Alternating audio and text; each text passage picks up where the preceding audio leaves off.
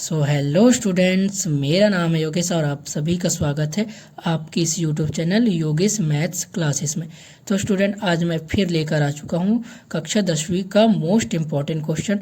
आज का क्वेश्चन बहुत ही ज़्यादा इम्पॉर्टेंट है स्टूडेंट, क्योंकि यह क्वेश्चन बार बार रिपीटेडली पेपर में 2021, 22, 23 और 24 के पेपर में लगातार पूछा गया है स्टूडेंट। तो आज का क्वेश्चन बहुत ही ज़्यादा इम्पॉर्टेंट है। तो चलिए ध्यान से देखते हैं और क्वेश्चन को समझते हैं। क्वेश्चन क्या कह रहा है स्टूडेंट? क्वेश्चन कह रहा है कि रैखिक समीकरण x + y = 14 एवं x - y = 4 को प्रतिस्थापन विधि से हल कीजिए। तो चलिए स्टूडेंट क्वेश्चन को हल करते हैं। तो स्टूडेंट हमको सबसे पहले समझना पड़ेगा कि ये प्रतिस्थापन विधि क्या होता है। प्रतिस्थापन विधि का अर्थ होता है स्टूडेंट कि इन दोनों समीकरण में से किसी एक समीकरण को लेकर x या y का मान निकालो और उस मान को किसी दूसरे समीकरण में पुट कर दो। तो चलिए स्टूडेंट इसे आगे हल करते हैं। तो सबसे पहले हम लिख लेंगे, जी स्टूडेंट हमें जो दिया है वो लिख लेंगे। हमें यहाँ पे दिया है x + y = 14, इसे हम समीकरण 1 नाम दे देंगे। और दूसरा हमें दिया है x - y = 4। ठीक है स्टूडेंट, अब इन दोनों समीकरण में से आपको जो समीकरण इजी लगता है स्टूडेंट, वो समीकरण लेकर यहाँ से x या y का मान निकाल लीजिए। तो यहाँ पे तो वैसे दोनों समीकरण इजी है स्टूडेंट। कठिन कब होता है? जब इस x के साथ कुछ गुणा में रहता है, इन x के साथ, तो ये थोड़ा कठिन लगता। यहाँ से तो दोनों समीकरण सरल है स्टूडेंट। तो यहाँ हम समीकरण 1 ले लेते हैं और समीकरण 1 से फिर हम यहाँ से हम x का मान निकाल देंगे। यहाँ लिख लेंगे समीकरण 1 से x + y = 14। फिर हम इस y को इस तरफ पक्षांतर करेंगे स्टूडेंट। तो यह इधर प्लस में है, इधर जाएगा तो ये माइनस में हो जाएगा। तो x का मान निकल जाएगा x = 14 - y, और इसे हम समीकरण 3 नाम दे देंगे। ठीक है स्टूडेंट, तो ये हमारा समीकरण 3 हो जाएगा। अब हमें स्टूडेंट x के मान को उस समीकरण में पुट करना है जिस समीकरण का अभी तक हमने यूज़ नहीं किया है।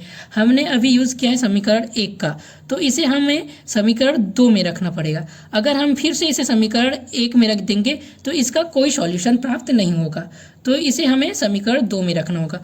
तो यहाँ लिख लेते हैं हम x = 14 - y को समीकरण 3 में रखने पर,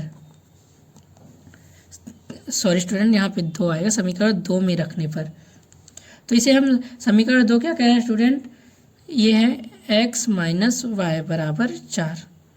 तो इसे यहाँ पे x के मान को रख लेंगे, तो यहाँ पे हो जाएगा 14 - y बराबर, यहाँ पे फिर से ये माइनस में -y हो गया और यहाँ समीकरण में -y दिया है, तो यहाँ पे -y = 4।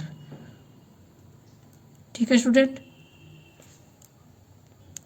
यहाँ पे हो जाएगा स्टूडेंट 14 - y, और ये समीकरण में पहले से माइनस दिया तो -y = 4। तो स्टूडेंट जब माइनस और ये माइनस होके प्लस हो जाएंगे स्टूडेंट, तो यहाँ पे हो जाएगा 14 - 2y = 4।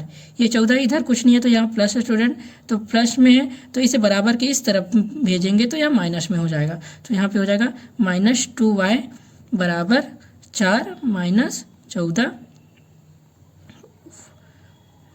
और इसे 2y बराबर, जब 4 यहाँ पे, ये 4 यहाँ पे कुछ नहीं है तो प्लस में है, तो प्लस और माइनस होके माइनस हो जाएगा। तो 14 में से 4 को घटाएंगे तो हमारे पास बचेंगे 10, और बड़ी संख्या के सामने माइनस का चिन्ह है तो यहाँ पे हो जाएगा हमारे पास -10।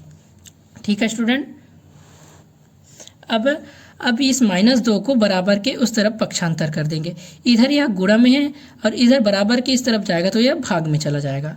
तो यहाँ पे हो जाएगा y बराबर -10 बटे -2। माइनस से माइनस ये कैंसिल हो जाएगा, ये 2 एकम 2, 2 पंचे 10, तो y बराबर हो जाएगा 5। सो स्टूडेंट हमें यहाँ y का मान प्राप्त हो चुका है। अब इस y के मान को हम किसी भी समीकरण में रख सकते हैं। इसे हम समीकरण 1, 2 या 3 किसी भी समीकरण में रखें, उससे हमारा x का मान प्राप्त हो जाएगा। ठीक है स्टूडेंट, तो यहाँ पे हमें जो समीकरण हमें इजी लगता है उस वाले समीकरण में रख लेंगे स्टूडेंट। यहाँ समीकरण 3 में जब हम y का मान रखेंगे तो डायरेक्ट x का मान प्राप्त हो जाएगा हमें। तो यहाँ इसे हम समीकरण 3 में रख लेते हैं। तो यहाँ लिख लेते हैं समीकरण 3 में x का मान रखने पर। तो समीकरण 3 क्या है स्टूडेंट? समीकरण 3 है x बराबर 14 माइनस वाई। तो यहाँ y का मान रख लेंगे, x जैसे कि वैसे रहेगा, बराबर ये 14 और माइनस y कितना दिया है हमें 5, तो 5 और 14 माइनस 5 हो जाएगा हमारे पास x बराबर 9। तो फाइनली स्टूडेंट हमारा आंसर आ चुका है। तो यहाँ हम नीचे लिख लेंगे अतः समीकरण का हल हमें x बराबर 9 व y बराबर 5 प्राप्त होगा। तो स्टूडेंट वीडियो पसंद आया होगा तो अपने दोस्तों को तक शेयर कीजिएगा स्टूडेंट, और ज़्यादा से ज़्यादा अपने दोस्तों तक जितने भी हैं उनको शेयर कीजिएगा। और वीडियो पसंद आया होगा तो वीडियो को लाइक करना ना भूलिएगा स्टूडेंट। मिलते हैं नेक्स्ट वीडियो में, तब तक के लिए बाय बाय।